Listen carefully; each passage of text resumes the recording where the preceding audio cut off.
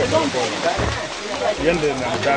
what has become a familiar scenario, liters of illicit alcohol are being poured out across the country as a crackdown continues to rid Kenya of toxic brews.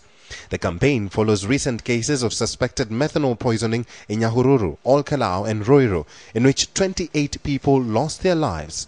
The deaths have rekindled memories of past incidents, including the worst one in 2000 that claimed over 100 lives in Kibera and other slums. More recently, close to 50 people lost their lives in Machakos 6 years ago after taking a local brew called Kuona Mbee.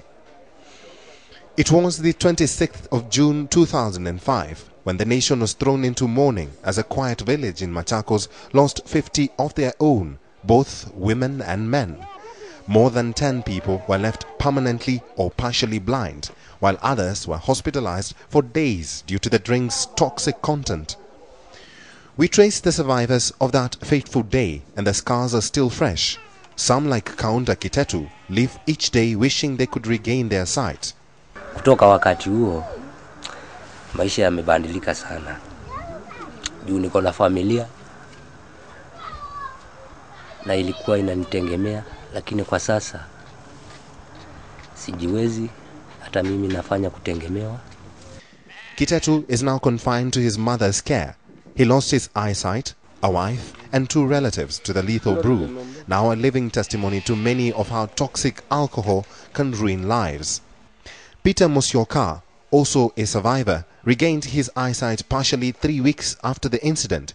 He says he has reformed and his ambition is to provide for his children, albeit struggling with his sight. Saa hii vile mimi naendelea na kusaidia mtoto wangu hapa kubeba mawe. Na nikiwa yani sina director hata sioni vizuri. He used to be a driver, but due to his poor eyesight, he has been reduced to being a tout.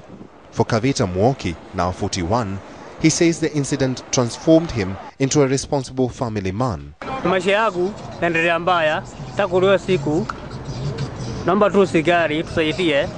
But even as these survivors narrate their ordeal, the society seems not to learn from such incidents.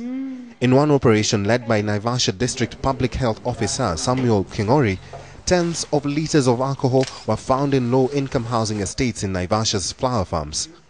I've told them to start with those hot spots that we are suspecting. The issue of those brews that they are looking for is like Sesta Ice, Sesta Extra, and Sesta Brand. I understand those are the ones that are those are the brands that has caused death in other areas. The government has ordered an all-out war on illicit brew, with provincial administration seizing thousands of liters of lethal brews across the country. Njoka, KTN, Saturday Night.